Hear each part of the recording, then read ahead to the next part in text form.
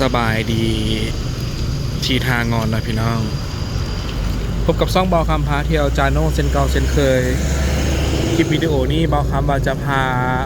หัวพี่น้องเนาะเลาะสำรวจเขตทางไปเวิร์นคำพี่น้องเลยพอดีคลิปทางงอนนี่รู้สึกว่ามาถ่ายหลายเทื่อแล้วเนาะแล้วก็หลายคนถ่ายแล้ว แต่ว่าเส้นทางไปเวิร์นคำไปหนองเข่งนี้ยังบ่เห็นคนมาถ่ายหลายเทื่อเนาะบอกคำเลยจะถือโอกาสพาทุกคนเนาะมาเลาะสำรวจเบิ่งว่าเส้นทางนี้เป็นจังไดนะมีอย่างให้อับสมเนี่ยพี่น้องติดตามไปน้ำกัน ช่วงนี้ทางใต้ก็บางจุดก็น้ำท่วมนะพี่น้องพายุเข้าวันที่13 14 15เนี่ยเนาะเห็นเพิ่นประกาศ warning อยู่เนาะแจ้งเตือนอยู่ว่าผู้ใดอยู่ใกล้แม่น้ำลำเซเนาะเซละนองเซบางเหียงนี่ระวังภัยน้ำท่วมพี่น้องเอ้ยนี่มัน3แยกทางไปเวิร์นคำนะพี่น้องเลี้ยวขวานี่ก็ไปขวาทางงอนเนาะไปบ้านเกินพุ่นแหละนี่ใกล้ๆพุ่นเลยเนาะปัจจุบันนี้เพิ่นกำลังแปลงทางอยู่เนาะระหว่างเขตนาแพงเขตปากห่างนะพี่น้อง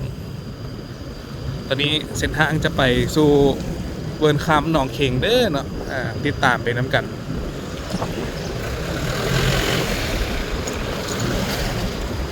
บอกคำกับโบได้มาเส้นทางนี้หลาย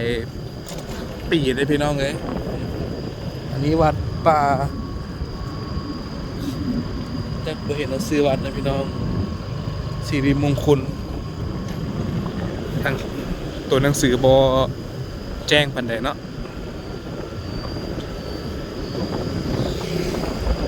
โอ้มีขายบักงออีกทางเส้นเลยกำขวานี่แม่นสายน้ำเค็มนะพี่น้องเด้อน้ำเค็มออกไปสู่เพื่อท้องมาอีกอย่างปองใส่น้ำเงิมเนาะอยู่ก่อนฮอดขวาทางงอนเลยแหละปากน้ำเค็มเส้นทางมากะ ตามที่เห็นน้ำกันเนาะเส้นทางปูยางอยู่แต่ว่าก็มีขุมมีเอียงตามนี่แหละเนาะตามวิดีโอนี้เลยกำขวดนี่น้ำเค็มในปัจจุบันมีกระดุงใหญ่อยู่ด้วยเนาะแต่ว่าน้ำก็ยังบ่ขึ้นหลายเถอะ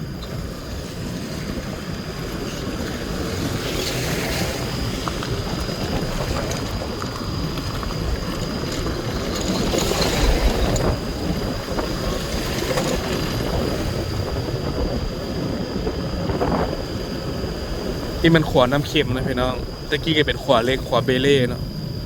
ปัจจุบันนี่ก็เป็นขวดซีมังแล้วเนาะเนี่ยกระดุงใหญ่เพื่อนนะกระดุงใหญ่น้ำเค็ม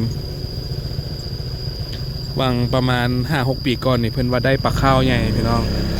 โต3-40 โลเนาะปัจจุบันนี้บ่ฮู้ว่า ยังมีอยู่บ่เนาะดับไปแล้วบอกเลยว่ายังหนีอยู่เขตนี้ก็สิมีการขายหอยขายยังเนาะนี่ประตูอีกยังไงนี่สายบัววังน้ำเค็มน่าจะเป็นรีสอร์ทต่างๆนะพี่น้องแต่ว่าโครงการนี้ก็ยุดไปหลายปีแล้วแหละบอกคำก็เห็นโดนเติบแล้วเนาะยังบ่เห็นเพื่อนสร้างอย่างเติมเส้นทางนี้ก็สิเชื่อมต่อไปฮอดโรงเรียนตำรวจเวิร์นคำบ่เนาะพี่น้องถ้าบ่คำชื่อบ่ผิดตักจีซอดไปเสร็จเดี๋ยวบุ้เนาะติดตามน้ำกันบ่าวคำก็เคยมาฮอดแต่บอนวิทยาคารตำรวจนั้นเนาะแล้วก็กลับคืนเอาเป็นว่าคลิปนี้สิพาไปทะลวงเนาะสิฮอดใส่จึงว่ากัน คันคลิปยาวหลายก็ตัดเป็นหลายคลิปแน่เนาะติดตามไปน้ำกันเสาไฟฟ้าก็เง่งอยู่เนาะอยู่นี่ก็เลยบางจุดเพิ่งกันได้มาดามบ่เนาะเนี่ยมาหยองมาดามบ่เสาไฟฟ้าตั้งอยู่บนดิน พกไม้หรือว่า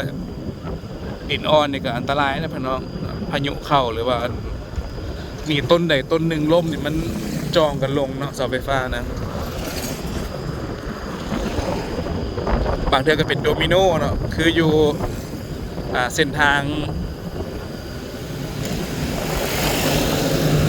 ใส่เนาะบอกคำกับโบจือละอยู่เวียงจันทน์เขาเลยเนาะล่มหนึ่งแล้วก็พามูล่มเป็น10-20ต้นนะพี่น้องเลยบาง 2-3 ปีผ่านมาเนี่ยเนาะอันนั้นเป็นเส้นเสาไฟฟ้าดินจัดสรรอย่างจักบอลนี่แหละบอกคำกับโบจือมาอยู่บ้านใดเนาะแต่ว่าเป็นอย่างสั้นโอ้เส้นทางคอยตูดออกด้วยเนาะ เมื่อวานเมื่อก่อนกับพาไปกินหั่นกินนี่นะพี่น้องก็ได้ไปไก่ทรงนี้ยอมรับว่าโอ้เวลามันขมักขมาเนาะสิไปใส่ก็ได้ขึ้นหน้าขึ้นหลังหลายโพดเอาเป็นวันเลาะในเขตเวียงจันทน์แต่เนาะออมแอมหน่อยหนึ่งตาแข็งจึงว่ากัน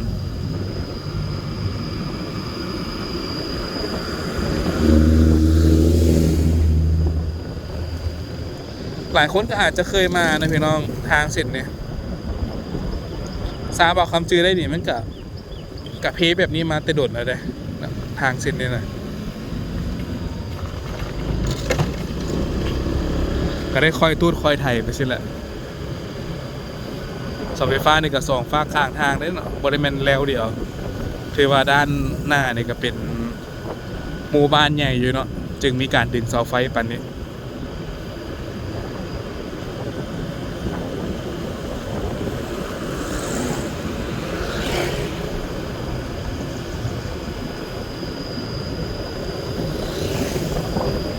ช่วงนี้ก็คือบอกคำว่าแล้วพี่น้อง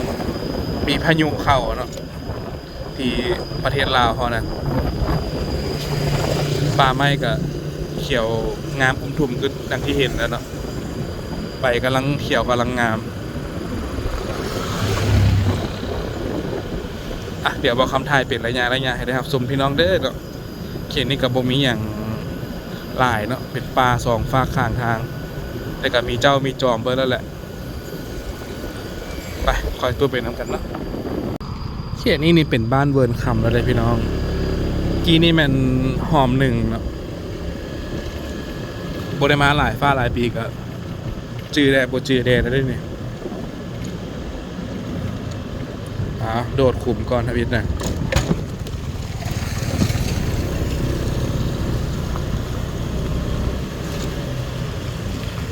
เลี้ยวขวานี้น่าจะเป็นทางไปตลาดหรือว่าบ้านหนองเข่งนะพี่น้องคนได้ทางเว้นนะเนาะโค้งมันง่าย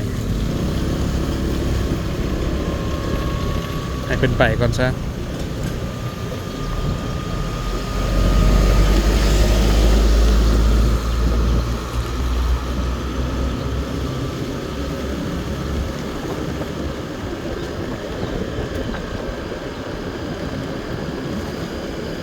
ปล่อยควันเต็มที่เนาะ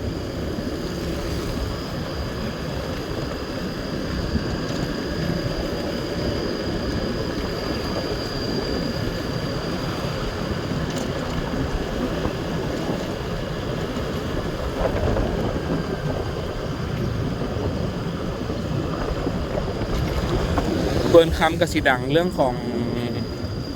โรงงานผลิตเกลือนะพี่น้องเกลือกากเกลียนมาเนาะหาว่าคำชื่อว่าพิษนะเกลือนี่ก็ได้รับความนิยมหลายพอสมควรได้ยินข่าวว่าส่งออกไปญี่ปุ่นไปเกาหลีมาเลยพี่น้อง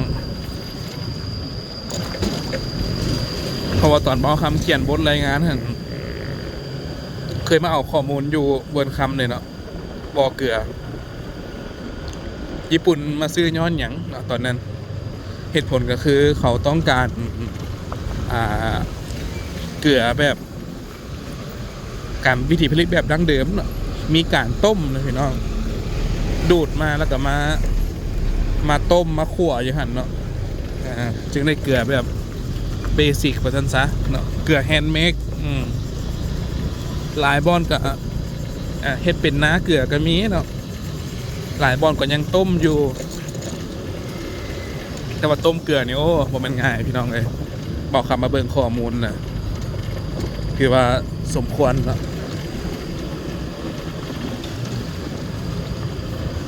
ผู้ใดเคยต้มเกลือหรือว่าเคยไปเบิ่งเนี่ยอาจจะฮู้ดีนะพี่น้องว่าบ่แม่นง่ายเนาะพอต้องดูดน้ำขึ้นมาเนาะดูดน้ำเกลือขึ้นมาแล้วก็เอามาต้มมาคนไปคนมาให้น้ำมันระเหยเนาะยังแต่เกลือครับญี่ปุ่นเลยสนับสนุนสินค้าลาวเนาะประมาณนั้นก็หลายบ่ได้พี่น้องขี้ฝุ่นหลายเพร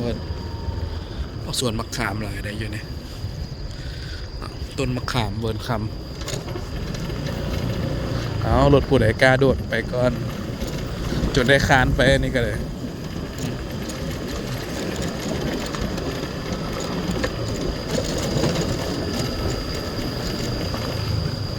รถดีสำเร็จกับบรอดนะพี่น้อง ขี่ไว้นี่มันหัวต่ำเพดานพุ่นเลยเนาะใส่ซีทเบลกับบรอดนั่นนี่นะ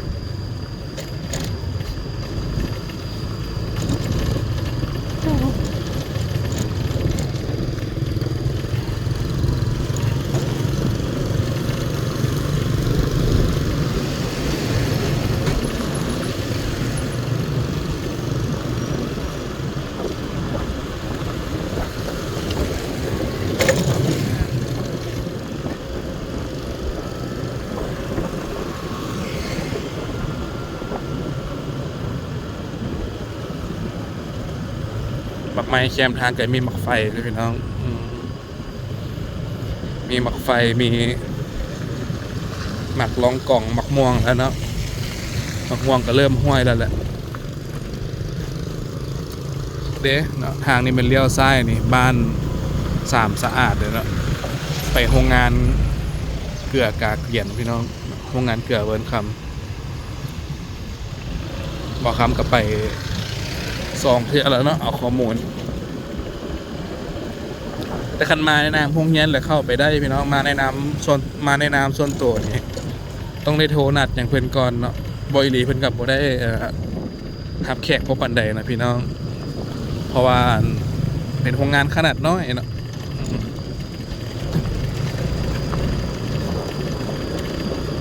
คันมาเป็นทางการนี่เพื่อนก็สิได้เตรียมตัวท่าเนาะโทรแจ้งเพื่อนก่อน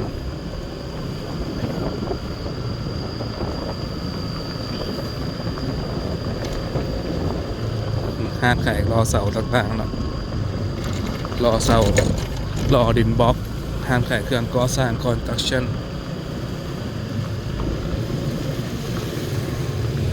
รู้สึกว่าทางเพก่อนเก่าหลายเลยพี่น้องเด้อ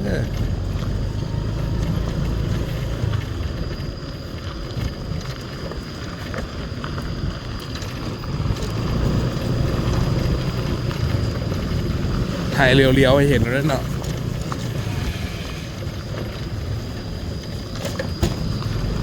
โอ้โหว่าโครงการเส้นทางใหม่มันจะเห็นเมื่อไหร่ติดตามไปน้ำกัน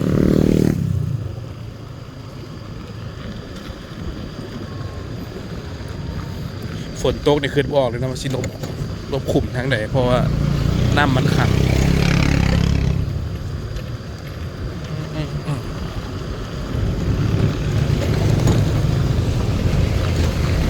เงินพักสนาใสมีเงินพักพร้อมเลยอยู่เนี่ย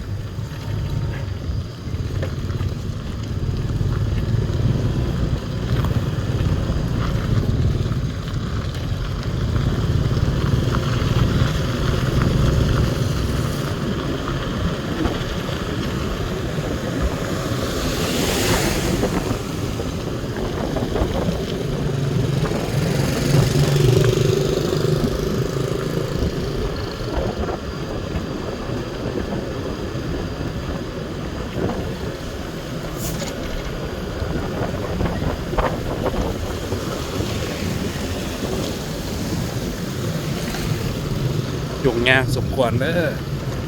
ผู้ใดมีพี่น้องทางเบิร์นคำนี่ก็ ก็สิขึ้นยากอยู่เนาะมายามกันก็ได้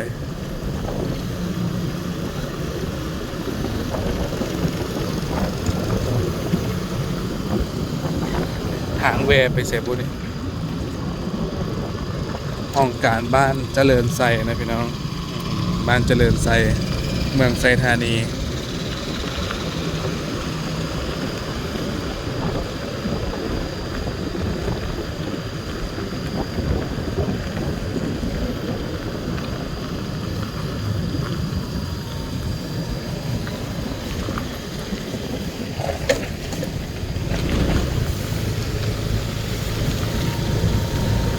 เริ่มเมื่อยนั้นแล้วเนาะ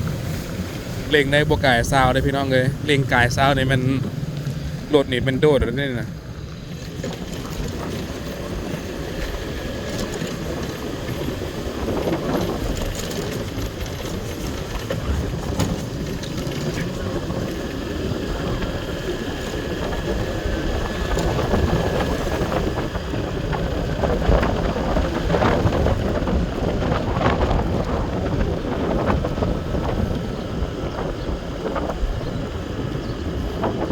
นั่นสิว่าเนี่ยทางปู่ย่างนี่บ่ค่อยกุ้มยาวนานนะพี่น้องคันเล่นเป็นทางเบตงเลยนี่นะจะโอเคงบประมาณสูงอยู่แต่ว่ามันกุ้มหลายปีเนาะกุ้มหลายหลาย10 ปีว่าซั่นซะเนาะในทางปู่ย่างนี่โอ้อันนี้ก็หดน้ำนี่ก็บ่ไหวแล้วเนี่ยเสาหดปรับมันก็แห้งปรับแล้วแหละเนาะทางเป็นอย่างนี้นะยากบ่ไหว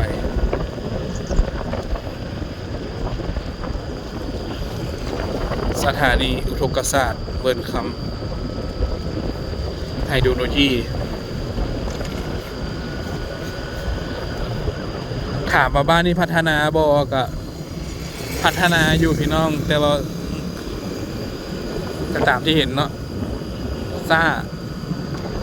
เพราะว่าเส้นทางบ่อำนวยเนี่ยแล้วก็อยู่ห่างจากเวียงจันทร์พอสมควรเลยเนาะ20 กว่ากิโลเมตรมาฮอดจุดเนี่ย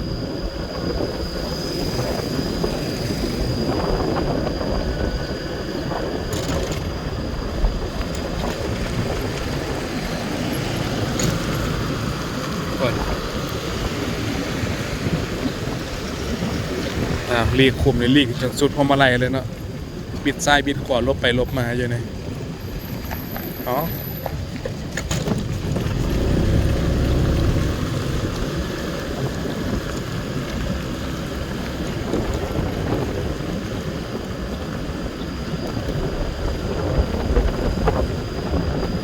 คือประสิมาทายซิวสำหรับพี่น้อง มานี่ผมเป็นซิวได้นี่เนาะก็พอได้เห็นน้ำกันนะว่าเขตนี้หมู่บ้านเป็นใจแดงเนาะเส้นทางเป็นใจแดงพอได้เบิ่งน้ำกันจนได้จอดท่าเนาะบ่ฮู้ว่าสิเรียกคุมทางใด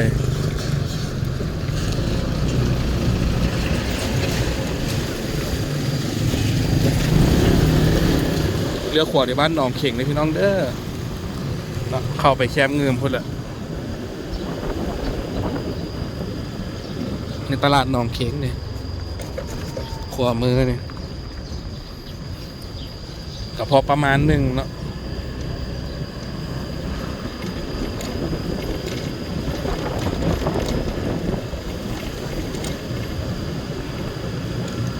แต่กี้เจอได้ว่ามาบ้านหนองเข่งนี่ขี่รถแต่3 แยกมากนี่บ่ฮอด10 นาทีนะพี่น้องปัจจุบันนี่โอ้20 ปลายแล้วเนาะก่อนสิมาฮอดจุดเนี่ยยากอีเลย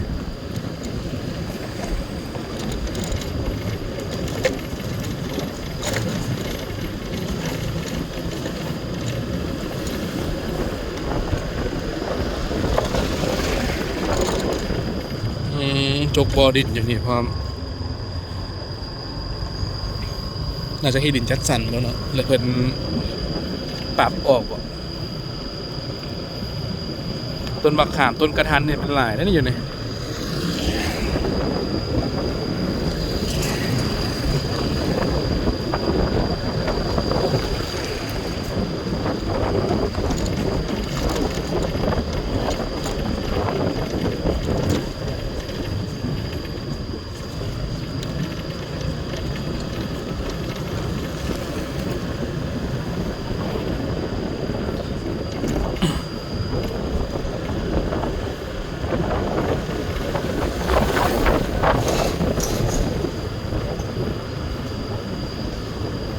ไทยบ้านนี่ถือว่าเก่งหลายไปพี่น้องเด้อเนาะอยู่ในสภาพถึงชีใดนะถือว่าทนหลายขี้ฝุ่นเต็มเนาะทางก็เป็นคุมอย่างแน่ตามที่เห็นนำกันเลยเบิดถ่ายไปยาวๆเนาะให้เบิดสิ้นสุด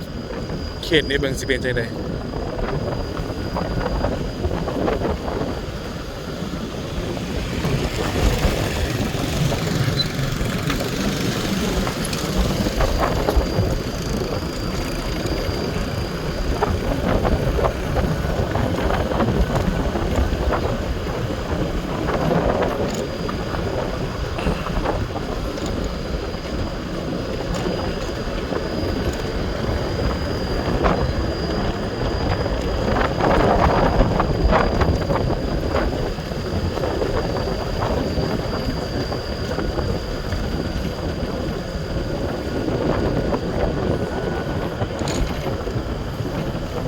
ฤดูกาลบักนัดกล้วยบักโมบักไฟฤดูกาลนี่บักไม้ก็เสียหลายจักหน่อยหนึ่งพี่น้องเนาะ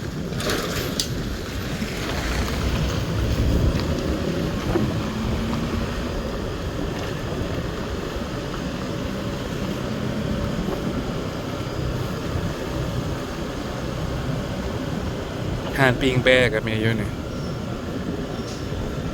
โอ้ลืมนะพี่น้องเบิร์นคำมีโรงงานเบียร์ไฮนิเก้นพร้อมเนาะเป่าคำก็ลืมจนได้เนาะ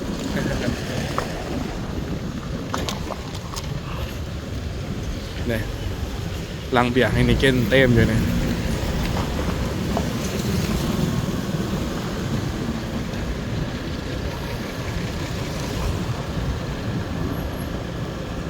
โรงงานเบียร์พี่น้องรถท่าใส่เบียร์กับเต็มอยู่นี่เนาะ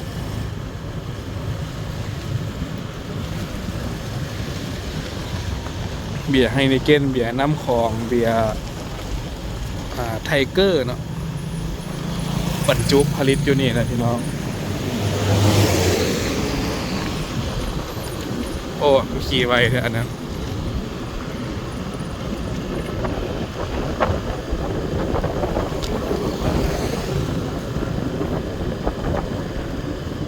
ถังมักเบียร์บ่มเบียร์พี่น้อง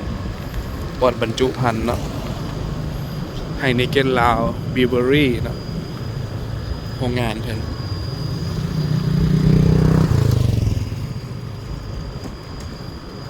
กว้างขวางอยู่ได้เนาะ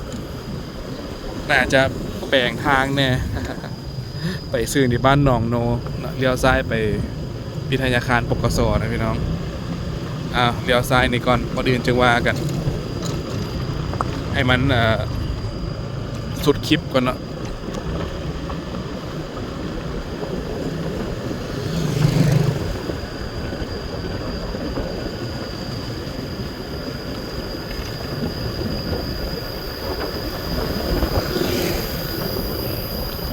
เทเบตงคือเส้นทางสีทานบ้านหอมเนี่ยคือน่าจะโอเคเลยพี่น้องแต่ว่าเขตนั้นเป็นชุมชนใหญ่เนาะทางนี้ชุมชนกับห่างๆเนี่ยจักหน่อยนึงบ่ฮู้ว่า ปีใดเป็นสิจึงปีใดเป็นจึงสิมาเฮ็ดเนาะเทเบตงเปลี่ยนแปลงทางต่างๆเนี่ย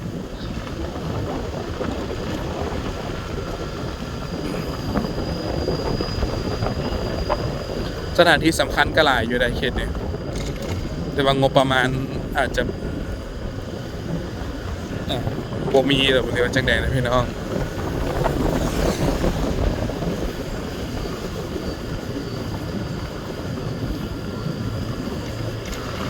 ทายให้เบิ่งน้ำกันเนาะเส้นทางมาเป็นจังไดพอได้ฮู้เนาะบางเทื่อหลงป่าอยู่ทางในประเทศต่างประเทศอยู่อเมริกาอยู่ฝรั่งอยู่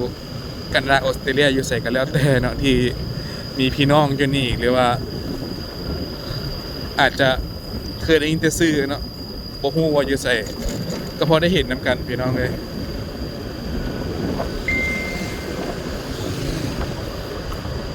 ที่ธนาคารสันติบาลประชาชนกำซ้ายมือเนาะ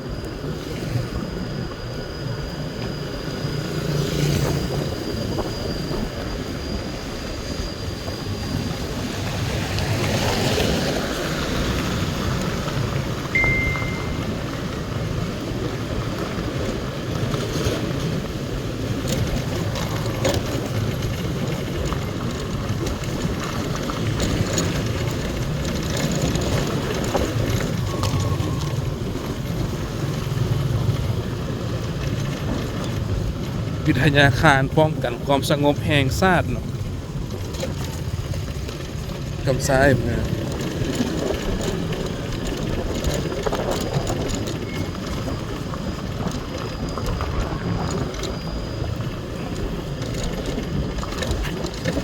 โอ้เส้นทางเนี่ยโปรจักชีวาเลย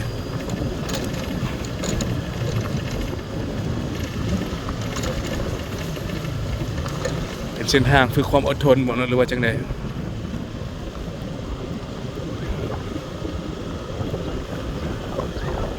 มาเขานี่เป็นคันคูเนี่ยมาเอาเนี่ย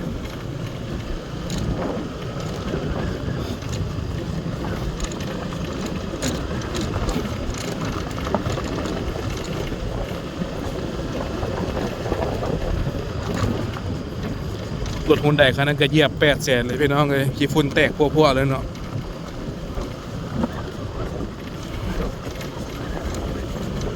นี่แหละเวิร์นคำในปัจจุบันนะเบาคำกับฮอตเต็บปกสอะไรเนาะมาหลายปีก่อนหน้านี้ต่อไปที่บุเคยมาจากเทือนั่นเองเนาะรุ่นเบิ่งน้ำกันว่าสิเจอบ้านอย่างไรหรือว่าทางนี้สิซอดใส่ติดตามไปน้ำกันพี่น้องขันว่าทางโหดให้ไรก็สิได้ป่วยหัวกลับคืนนั่นเนาะ โอ้ห่างเส้นนี้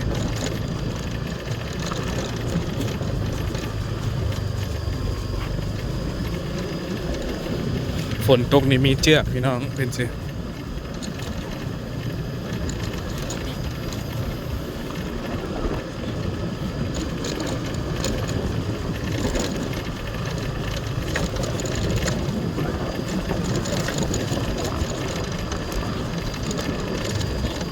บอดสต็อกหินทรายกับเจ้าเนี่ย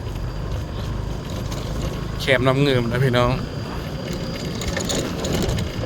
ทรายน้ำเงิมก็สิออกเรื่องน้อยนึงนะทรายน้ำคลองอ่ะสิออกขาวบางคนเขามักทรายน้ำคลองเนาะโบกงานโบกทรายมันเม็ดมันแลบดีเพื่อนวะ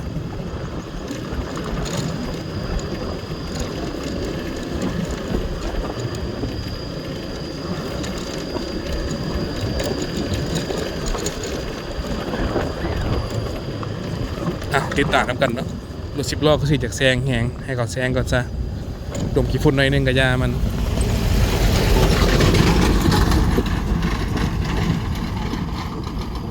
ของแท้อีหลีเนาะควายก็เต็มอยู่เนี่ย